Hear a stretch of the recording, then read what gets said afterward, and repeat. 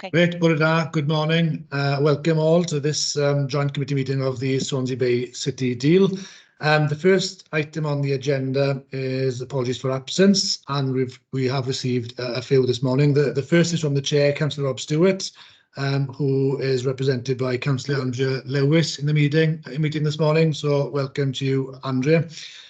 We've also received apologies for absence from William Bramble, of course, who's the Chief Executive in Pembrokeshire, and Richard Brown is representing Will this morning. We obviously wish Will well, of course, given his current health situation. We've also received apologies from Karen Jones, the Chief Executive of Neath Talbot, who is represented by Nicola Pearce, and also Judith Hardesty from Hywel Dda Health Board. And that, as far as I'm concerned, are all the apologies we've received. So if members are happy to accept that, we'll move on to item 2, which is declarations of interest. Could I therefore ask formally if there are any declarations that need to be made at this stage? I don't see any, and so we shall move forward to item 3 then, which is a call to approve the minutes of the joint committee meeting on the 16th of November.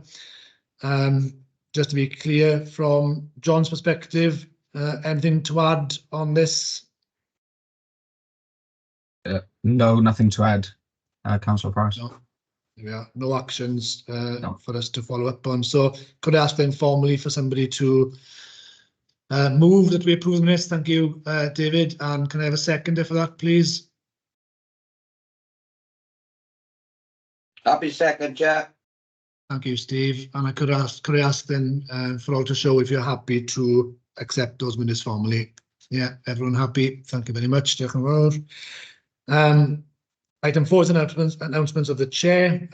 I have none this morning. Similarly, item 5 is public questions, and there are none this morning. Therefore, we can move on to item 6, which is a presentation to update the Joint Committee in terms of progress on the Innovation Matrix and the precinct projects and the outcomes of the recent external gateway review. And we can see the presentation being uploaded as we speak, which is a good sign. And so can I formally ask then Ian Walsh and Geraint Flowers to present to the Joint Committee. Thank you very much. Thank you, Chair. I hope you don't mind. We're going to do a tag team on this one. I think if we can move to the first slide. Clearly, there's a picture of the building, and those of you who are observant will see a picture of the building behind me. It's making really good progress, as you'll see from the slides. So we can index forward, please. Well, Gerard, you're going to take over at this point? I will, yeah. So thank you very much all. So to give you an update from a construction perspective, the building is proceeding according to our programme and budget parameters. We've got a project board in place, which has been in place since prior to the build phase, throughout the design and feasibility phase, and that's got governor representation from the university, and it reports everything that emerges from that back to the Swansea Bay City Deal team. So we're fairly robust there from a governance perspective, and we're fitted in with what the benefits and outcomes requirements are.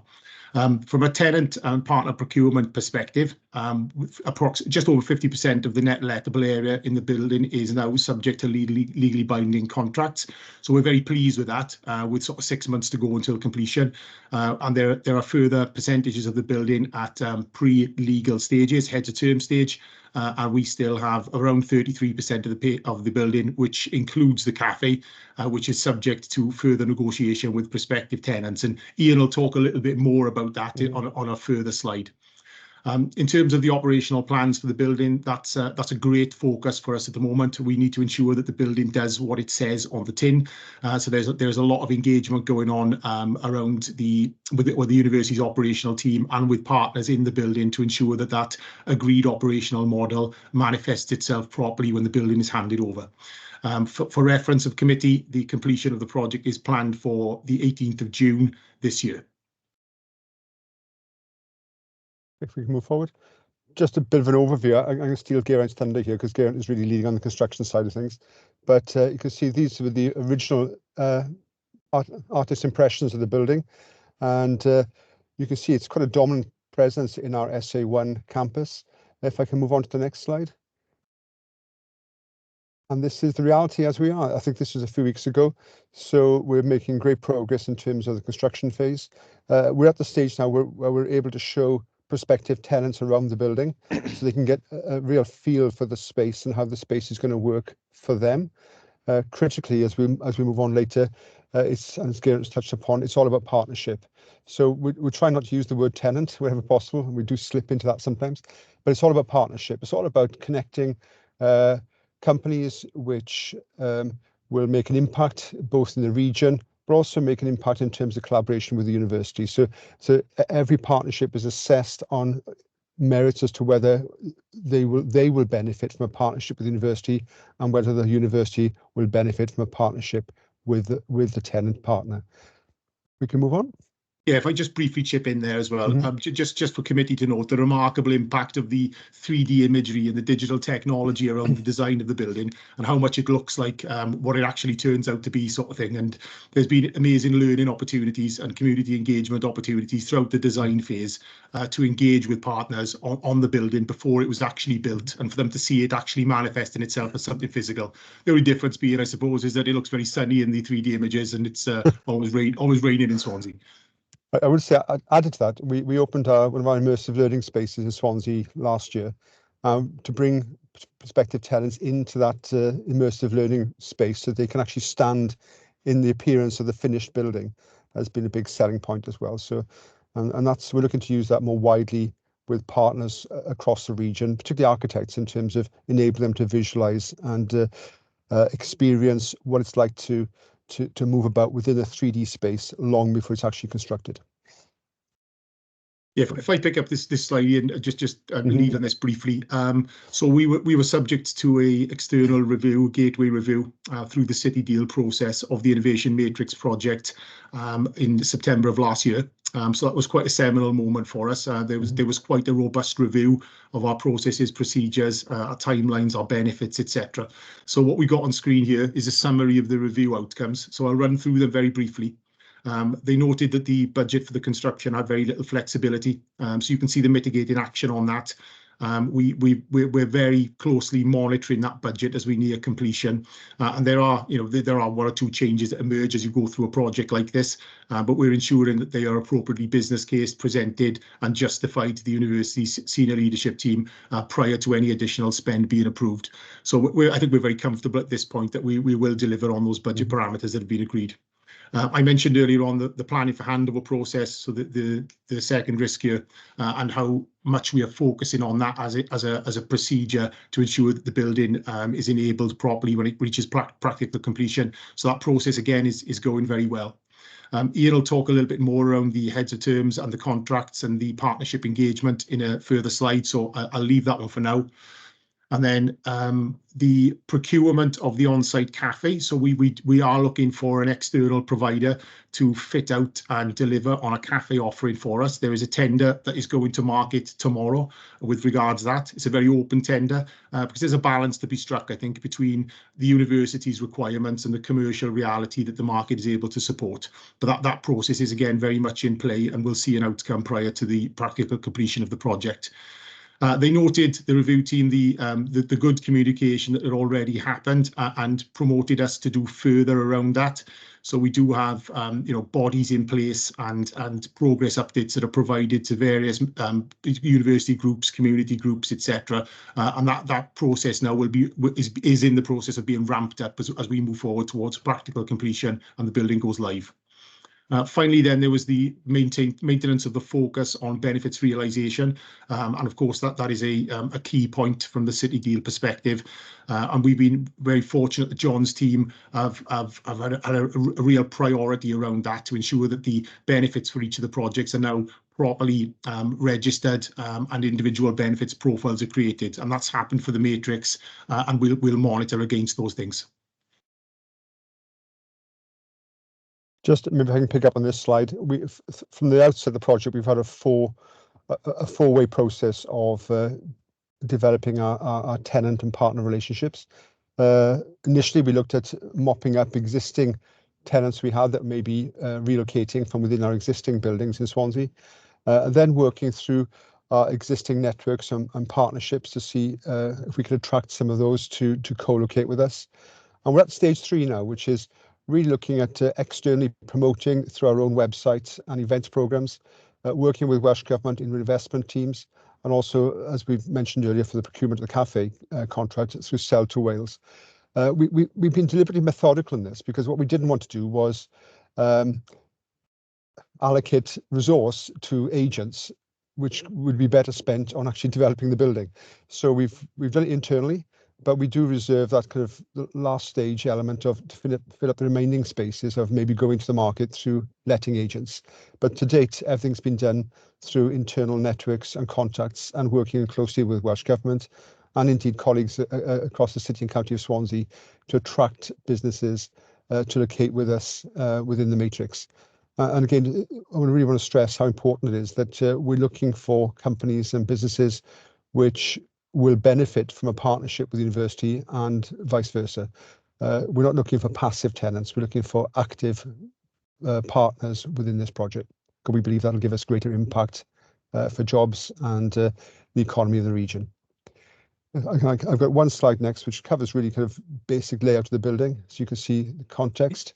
Yeah, I should probably mention as well, and for committee's benefit, noting that the tenant engagement that Ian has described there, as well as the outputs of the review process, we did receive an amber green rating for that review, so we were very pleased with that, and it was a very useful process as well.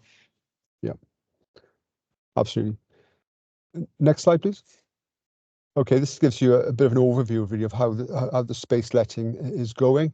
So we've the green indicates either legally binding contracts or heads of terms. We've got one amber there, which I can tell you a long story behind that amber. That's one of the first people that signed up. But every time we try to get them on board for a meeting, they're always too busy, which is a good sign for the company. So, but we're confident that amber will fill up. So we've got basically 4 remaining units within the building. You'll notice the blue, which are spaces which the university is taking. Again, part of this rationale of making sure we can deliver the maximum impact from the spaces. So rather than having passive spaces with passive tenants, we've also put a couple of our research centres in there, which also have a strong track record of industry engagement. So the basic principle is that our own research centres will work with the companies that are resident, but also drawing other businesses in to work with the matrix and work with us as a university in SA1. So far we're very confident that we're going to get close to 100% occupancy by June. Obviously, I haven't got a crystal ball, but all signs are pointing towards full occupancy by June. Even the units 15A, 15B, 15C, we're currently in discussion with a number of businesses who are interested in taking those spaces.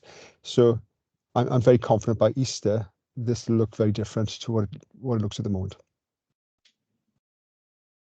Okay, so that sort of concludes the whistle-stop tour of the Innovation Matrix, which is a project that's very visible and close to completion. The university has another potential project within the Swansea Bay City deal, and that's the Innovation Precinct. That's very much an evolution and development of the principles that we've outlined there for the Matrix. So I'll just give you committee a broad overview of where we are on that. The original business case from 2016 has been subject, like a lot of the business cases within City Deal, to a number of external forces. There's a lot of stuff that's changed market demand-wise post-COVID. We all know about inflation and financial pressures, etc.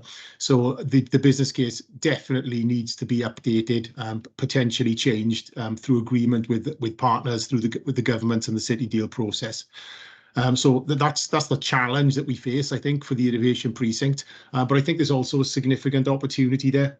We've done some very close work with Swansea Council, and grateful to Martin and his team for everything that they've done on that, to consider how we might properly deliver on the benefits and outcomes that the precinct originally business cased, and how the delivery solution might change to accommodate those things. So I think we've got a challenge. There's a very positive opportunity to solve that challenge. but that also needs to fit in with the university's investment priorities and the university's strategic direction of travel in terms of the demands that it faces in a changing higher education environment as well. So all that being said, we're in the process of refining our change control notification to the City Deal team that will feed through into approval processes for the various bodies, programme board and joint committee, etc. So hope that there is a reassurance here that we understand it's going to change, and we're looking at how that change manifests itself in documentation, and then that will feed through the City Deal process. Ian, do you want to add to that? Yeah, just to say, key principle for us is complementarity. So we want to ensure that whatever proposal finally emerges complements other initiatives within the city region. It isn't a building which is built to a strangely distant world now of 2016. It's a building which is built for the future and for the growing economy we see in the region. So remaining true to the principles, that is a digitally focused development within part of the city and waterfront digital district. But clearly, we want to make sure that it has to deliver for the university, because we're going to have to run it, but it also has to deliver on the transformed needs of the regional economy. So we appreciate the patience of the committee in bearing with us as we go through the final stages of this review, but we're confident that what will emerge will be a far more robust proposal, which is fit for purpose in this kind of the new change realities of a post-COVID and post-Ukraine war, well, ongoing Ukraine war world. I think that's it for me. Great. Diolch yn fawr. Thank you very much both for that very informative presentation. Andrea, do you want to come in at this point? Yes, please. Thank you, Chair. And thank you for the presentation. It's really great to see the progress on the innovation matrix and the occupancy levels as well. So really, really positive.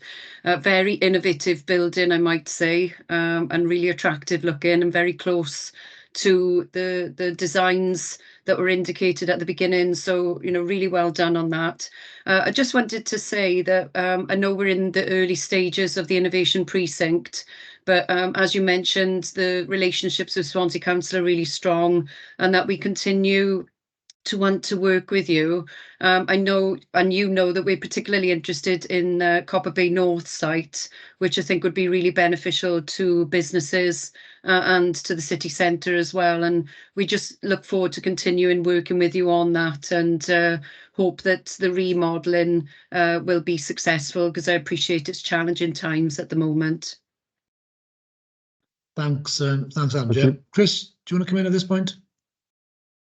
Yes, thanks, Chair. And yeah, it's really exciting that it's almost there, Geraint and Ian, and great job. So my quick question was, I know you're looking at obviously the partnerships with the university. Is there any sectors that you're particularly focused on that are your strengths in promoting this? That'll be helpful in discussions that I'm having with people looking to come into the region.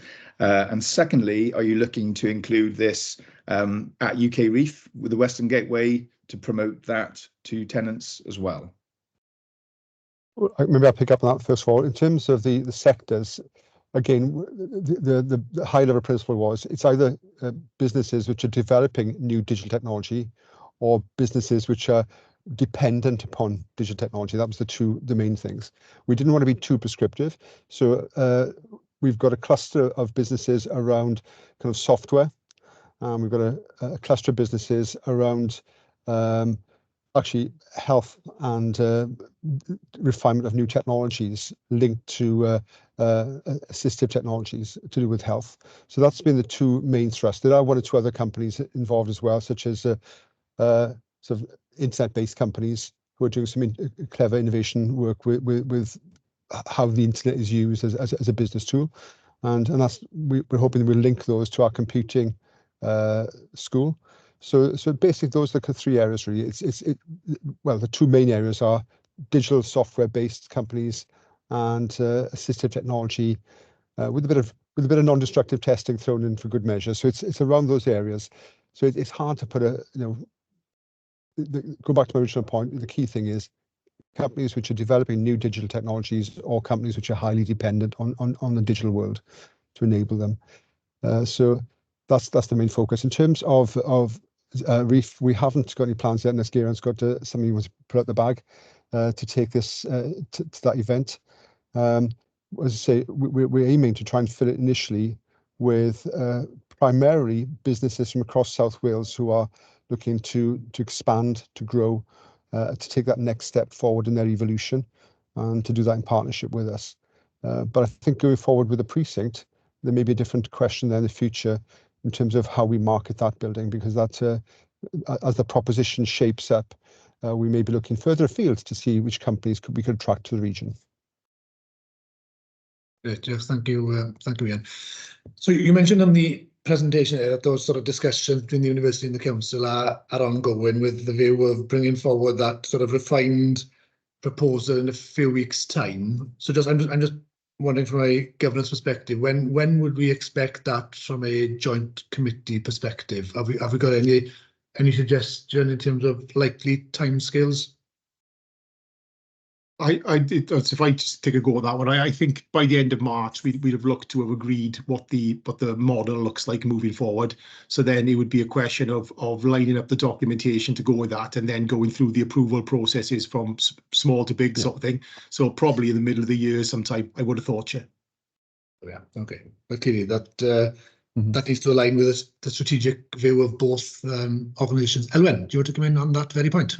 Well, if I can put my Vice-Chancellor hat on, I can say that clearly at every level in the university, the engagement is taking place. Yeah. I am hoping, and I don't know whether Geraint was reading my mind, although I'm a little worried to see that his hair is not in its usual stylistic style, but we will be in a position to give clarity of our direction by the 31st of March, and that's the date we are working to.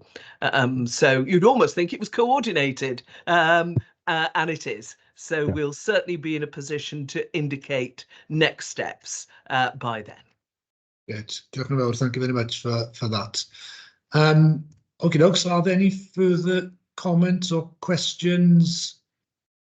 If not, I think the road ahead is relatively clear, isn't it? The presentation is for information, so there's no need to formally vote on it. So we look forward to receiving that refined vision then in due course over the next few months. Thank you very much for that. So with that, then we can move on to item 7 on the agenda, which is the Joint Committee's Forward Work Plan. This is for approval, and can I ask John Burns just to briefly present this? Do you have, John? Thanks, Chair. So this is an update for the Joint Committee Forward Work Plan. It's covering the next 12 months. It's fairly mechanistic in what you see in the document. It's got things around governance, comms, engagement, legal and finance, and it covers things like our annual report, project updates like what Geraint and Ian have just provided, assurance reviews, document reviews, etc. So it's more of an update, Chair, for all members to have sight of it. It is a working document, so if there's anything to add to what we have, we can add that at any time. But as you said, Chair, it's for approval, unless anybody has anything to add at this point in time. Great, Jeff. Thanks, John. Are there any queries, any questions on this item? Chris, do you want to come in? Thanks, Chair. Yeah, I just think that we should add into the Forward Work Programme the opportunity to have some strategic discussion about the funding opportunities that come alongside these projects. So be it some of these calls that are coming out, which are aligning with our City Deal priorities from UK government, and the new funding that's coming in through the Welsh Investment Fund. So I think it would be good to be able to put the strategic forward discussion into that, Jonathan. So whether that's, you know, the project leads or just the leaders involved in that. Yeah. Okay. Thanks, Chris. It's something that actually we're all mindful of, I suppose, in terms of how we see the City Deal and the link with the CJC. That's something we've discussed over the past few months, and I think that's something we really do need to pad out now. And I think this aligns with that, because clearly the City Deal doesn't operate in isolation. It's part of a wider framework, isn't it? You know, and the CJC has a key role in that, you know, to capitalise, as you say, in terms of those other funding streams that might become available from at UK or Welsh government level. So I absolutely agree with that. I think it's probably worth a discussion, Jonathan. I think it would be useful maybe for leaders and others to possibly in the form of a workshop initially to just to pad out our thinking in terms of how we see that progressing over the next few months and years. It's certainly a challenge that we're aware of that needs to be addressed, and I think the time has come to at least set out our journey on that. Do you want to come in on that point, Jonathan, in particular? No, happy to facilitate that, and yeah, we'll get that organised, Chair. That's fine. Yeah, great. Thank you very much. Are there any further comments on the work programme? It's pretty self-explanatory. So if there aren't, then could I ask for a proposal that we accept formally then? One of the leaders. Thank you, David. And a seconder, please. Thanks, Andrea. And if we can all show by raising our hands if we're happy to approve formally then. Thank you very much. So that's approved. We can move on to item 8 now then, which is the third quarter financial monitoring report, which provides us with an update obviously on the latest financial position. And could I therefore ask Chris Moore as the relevant officer to present the report, please? Chris, thank you. Thank you, Chair. Good morning to everyone. Yeah, this is pretty much in the same format as the previous one and sort of covers off really the trend that's been reported earlier in the year. There are 3 parts to it. The first part is around the Joint Committee function and the Portfolio Management Office, which is mainly the summary on Appendix A. The Appendix A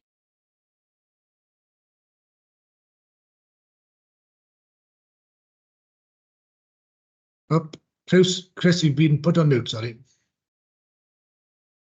That's interesting. Okay, did you catch any of it? The first 2 sentences. Oh, there we are. Okay. Okay, I'll rewind a bit. This is actually a presentation which basically gives an oversight of where we are at the moment. It's pretty much consistent with the trends that have taken place for the rest of the year in terms of the areas of spend, and it's really in 3 parts. So I'll start with the part around the Joint Committee and the Portfolio Management Office, which is really the focus on that is on Appendix A, which summarises the expenditure on the PMO office, the governance around the Joint Committee and the support mechanisms. You can see there that the Joint Committee is showing an underspend on original budget, which is to be expected. There were 1 or 2 areas within that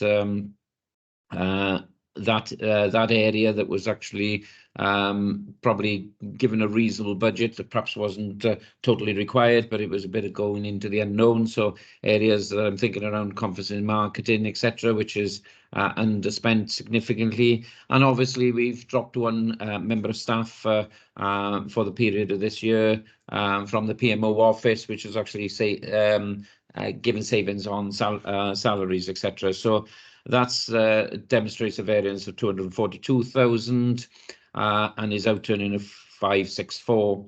Most of the other areas are relatively small and actually consistent with where we would have expected them.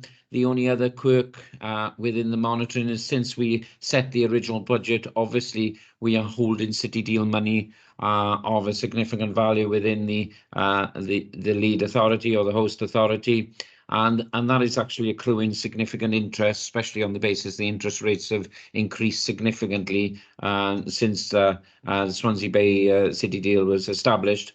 And there's an accruing value of 2.1 million estimated there of interest, which actually is shown in the accounts as income coming in, but then is shown as expenditure going out, because what we actually agreed as part of the policy of the Swansea Bay City Deal is that any interest accrued on balances held would be reapportioned back to the constituent authorities on an annual basis. So that will be coming out to the constituent authorities.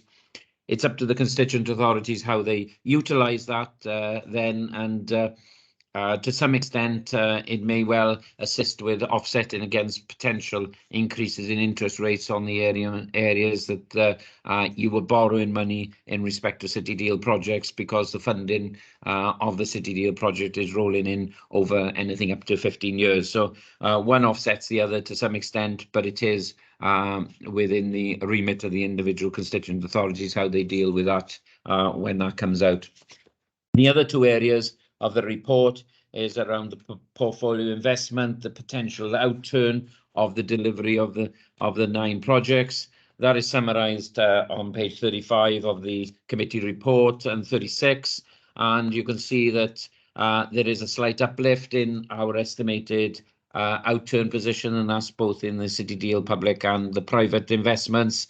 That will obviously vary because it's difficult to judge on the sort of level of what we're talking about of 1.2 billion pound, where the actual end product will be once all these projects are delivered. But at the moment, we're indicating that there's a 32 million pound upward movement in the actual potential investment overall. That is detailed on page 36, and you can see the biggest contributor to that is the digital infrastructure, which is one of the regional projects.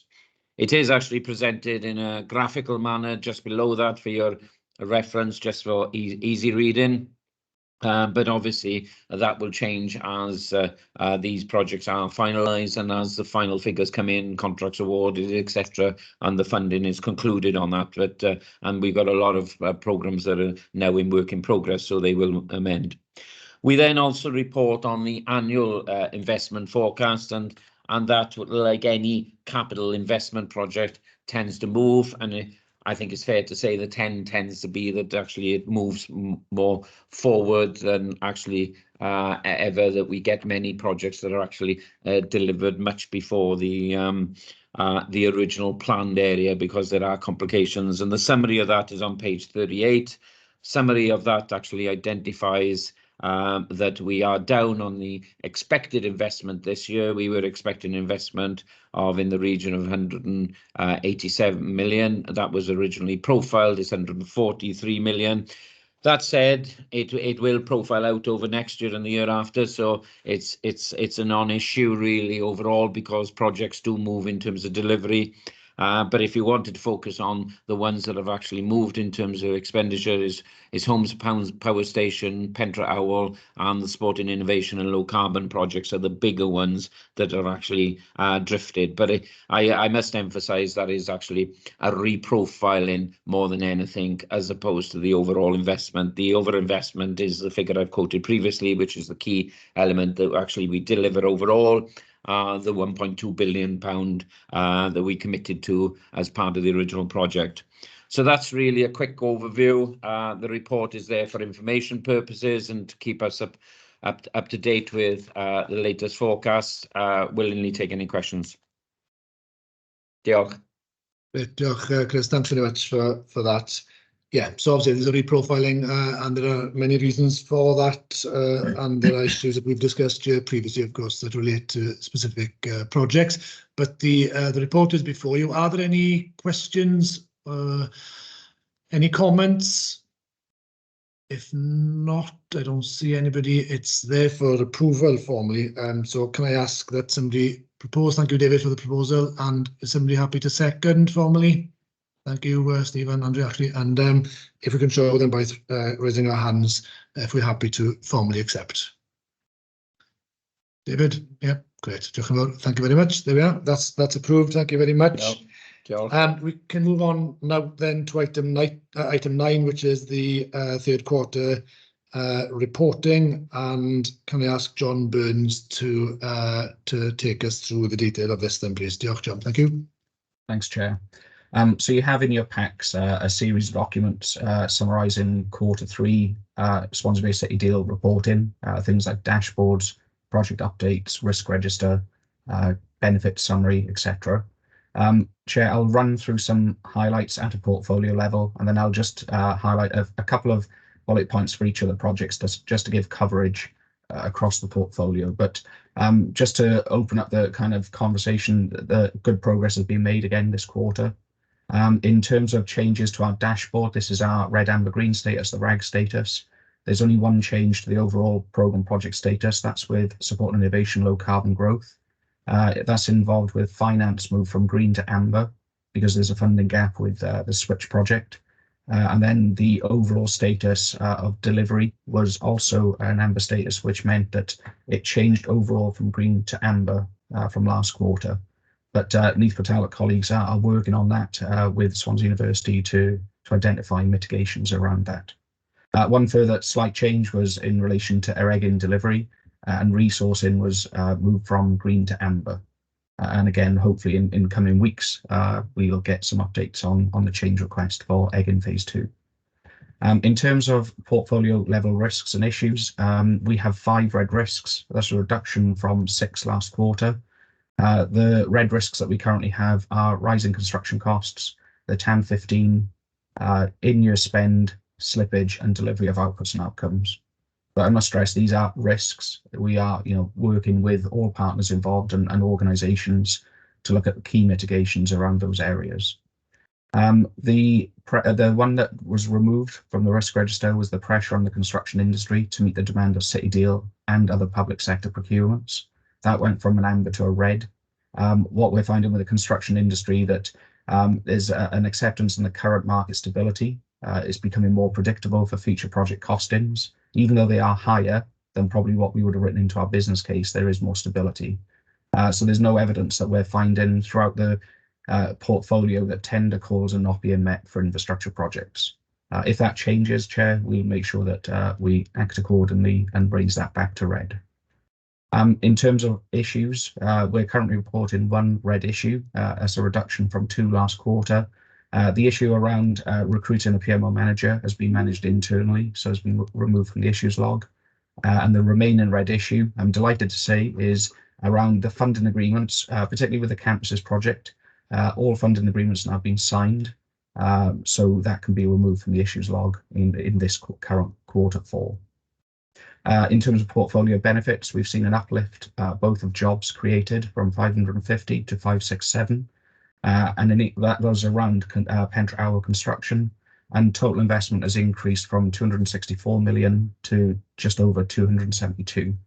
So again, that was an increase due to skills, secure match funding for HAPS. Match funding for skills and the HAPS project contributions as well.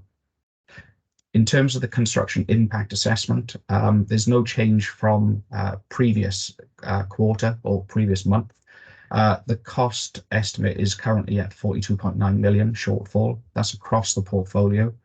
So there's no change from last month with that figure. And with all the mitigations in place, that gap has been reduced to around 11 million. So again, there's no change from previous quarter. Procurement pipeline, Chris mentioned it on his financial reporting. There have been reprofiles made on projects. There are minor changes to some of the procurements, but nothing major apart from we have Homes as Power Stations regional supply chain procurement. That has had a delay, and we've requested a change notification around that to go through governance. So that's the portfolio level stuff. If I just cover marketing, comms and business engagement, only 2 points, Chair. The first one is around the highlights of 2023. We put some PR out covering what we've achieved. That received very positive PR, so we're delighted with that. And then the other one was this time last year we actioned Meet the City Deal events. So we were planning to do 4 in each of the 4 boroughs. 2 have taken place, so Pembrokeshire and Carmarthenshire have taken place. Swansea is scheduled for the 20th of March and Neath Talbot the 9th of April. So it's great to have those last 2 in place.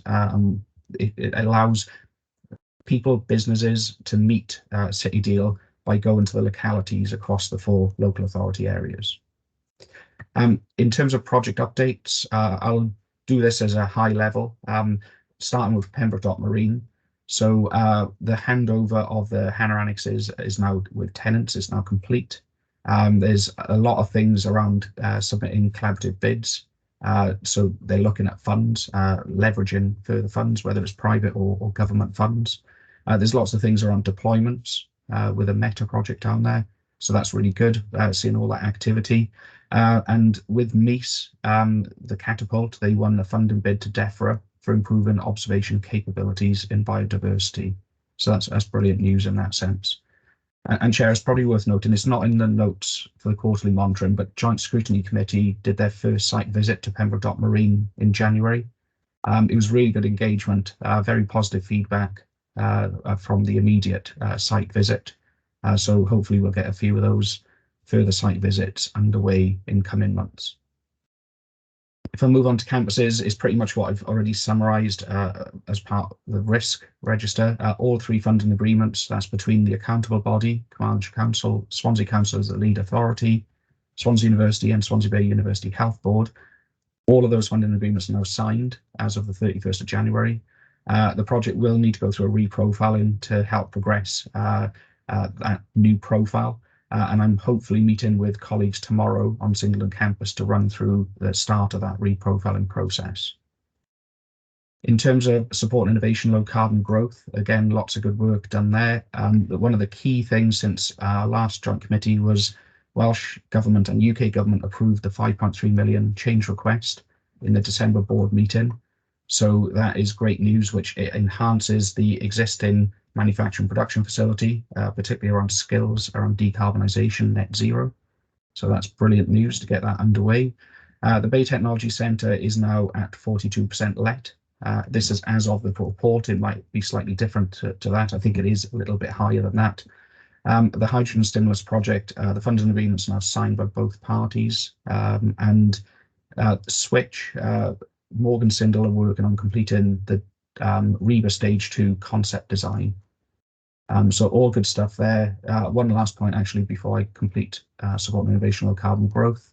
The Property Development Fund, it's now in its second round, and the stage 1 deadline is in February. So hopefully we'll get some good strong applications from private sector around developing property around Neath Talbot. Pentre Owl, Zone 1 construction is on track. It's due for completion in October 24. Swansea University has signed an agreement for lease in Zone 1, which is great news. And there's been a number of both job created and community benefits around what Pentre Owl are doing, particularly working with the local community. But they got 21 new entrant jobs created. They got 961 person weeks of targeted recruitment and training delivered. And over 20 apprenticeships as well put in place. So again, not just the construction side of things, but the stuff around it are progressing really well. Digital infrastructure, and this is the beauty, if you like, of having the portfolio. Digital infrastructure have now provided funding. It's been awarded for the first 5G investment. So 1.55 million has been awarded to 5G Living Lab with Swansea University in relation to the campuses project. So that's fantastic news. And sticking with the kind of theme of enablement, skills and talent, we are now up to 17 pilot projects which have been approved by the Regional Learning Skills Partnership, and those 17 pilots are now in delivery. We also now have a process in place supported by the PMO to capture apprenticeships across all the project areas. So we should hopefully see that pipeline of apprenticeships coming through the reporting. Waterfront, the only two things probably to mention first is the completion for the Kingsway. There's only been a slight delay, so we've had a change notification saying that should be completed in March 24. So that's all good. And then I couldn't do it justice, but the matrix and precinct update that we just had from Professor Ian Walsh and Geraint Flowers, it's on track. It's doing good stuff in terms of occupancy levels. It's all on track, which is great news. I think there's two more updates. Holmes's Power Stations. So Holmes's Power Stations secured funding from an organisation called MCS, and that's to enable foundational work to undertake with schools and colleges, aligned particularly around the skills strand of Holmes's Power Stations. Also, there's 250,000 being secured through the Shared Prosperity Fund, and that will create a HAPS demo house in Neath Talbot, and 16 applications were approved for the initial Holmes's Power Stations Financial Incentive Fund. So again, and I know that behind the scenes that it was about tenfold of leveraged funds as a consequence of allocating around 3 million. So it was over £30 million leveraged as a result of those 16 applications. Again, phase 2, as Garen said, we will be going through a change notification process for the precinct and for Egin phase 2. So we hope to get that in coming weeks. But the key concept and equipment requirements have been developed in the background to help support that change notification. And Chair, without going through the detail, because there's far more information in every one of those project updates, that's a good coverage of the 9 headline projects and programs. Great, Jeff, John, thank you very much for that. Clearly, there's lots of work going on the ground, and it's fabulous to see that progressing. I think, yeah, in terms of obviously the construction, it's great to see. But I think the other stuff that you mentioned there in terms of the apprenticeships, for example, which will be reported going forward, and also work in terms of the community benefits and local supply chain are really positive interventions on there, and I'm sure we're all glad to see those within our own specific projects. So just quickly then, just to pick up on the last point there in terms of the Egin phase 2, clearly we're looking at that again, and that'll come through now in the next few weeks. Just some clarity in terms of how you see that panning out. So I think coming back to joint committee. So the precinct, I think, Professor Alwyn Evans referred to with the Egin phase 2. Alwyn, is that the same timescales, or are we talking a little bit later behind the precinct? You're on mute, Alwyn. Mae'n ddrwg gynnau. The Egin 2 project, I would say, is probably, in terms of university planning, later down the line than the precinct project at the moment. So I wouldn't like to commit to a firm date, other than to say we are actively, obviously, looking at that project, as we are, of course, looking at how that fits in with our strategy more broadly. Yeah, no, absolutely, no problem. Diolch yn fawr. Thank you very much for that update. Could I pick up, os dach chi ddim yn meindio, on one of the points you made, which I think is a very, very important one? Yes, certainly. And that's the point about it's great to hear about the buildings, but you put an emphasis on the skills. I'm going to sound like a little bit of a broken record, because I think in the last meeting, I raised the fact that I think we need to be really joined up around our skills agenda. And several times apprenticeships have been mentioned. And it becomes ever more important, doesn't it, with what's happening with Tata Steel. So for me, somehow or another, we have to make sure that what we're doing here intersects more broadly in the region. And I'm sure that's absolutely what's being done.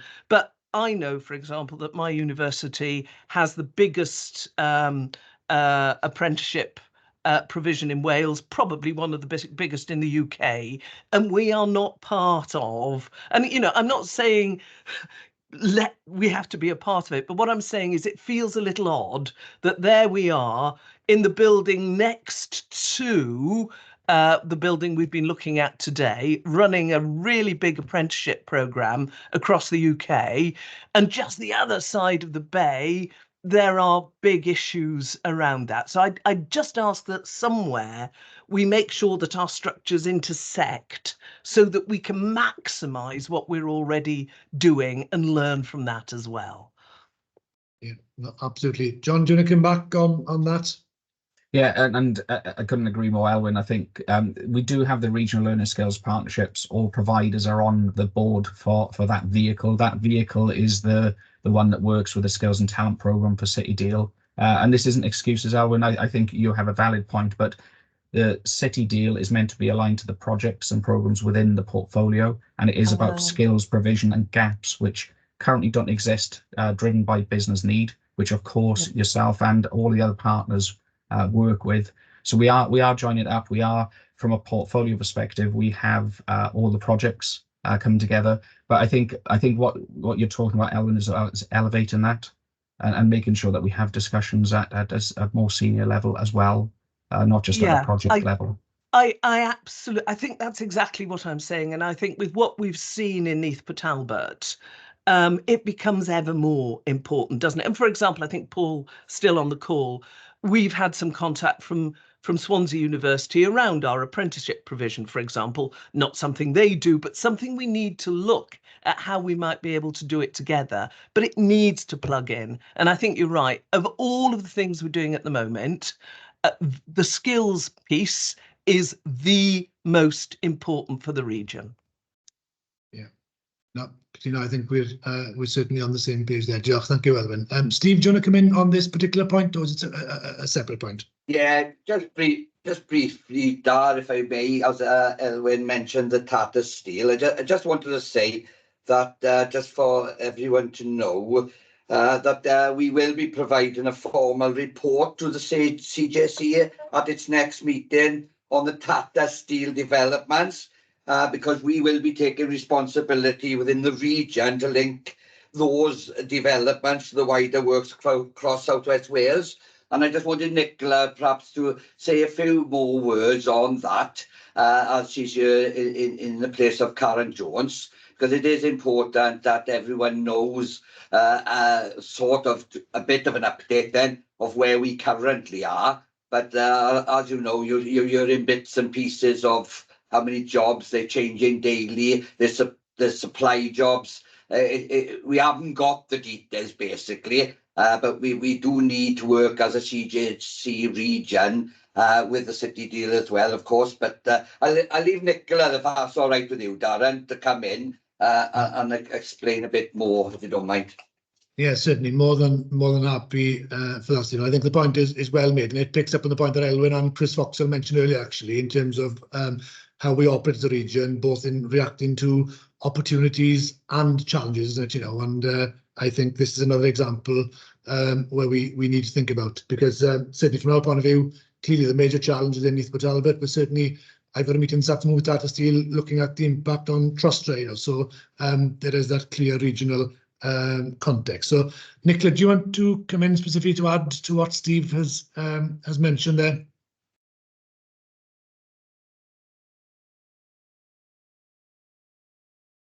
Nicola, are you still on the call? Looks as if she's froze, Dar. There's an issue. Okay, but I think regards to that, I think the point is well made, Steve, and I think that we'd share that viewpoint there. So clearly there'll be a report coming back to the CJC formally.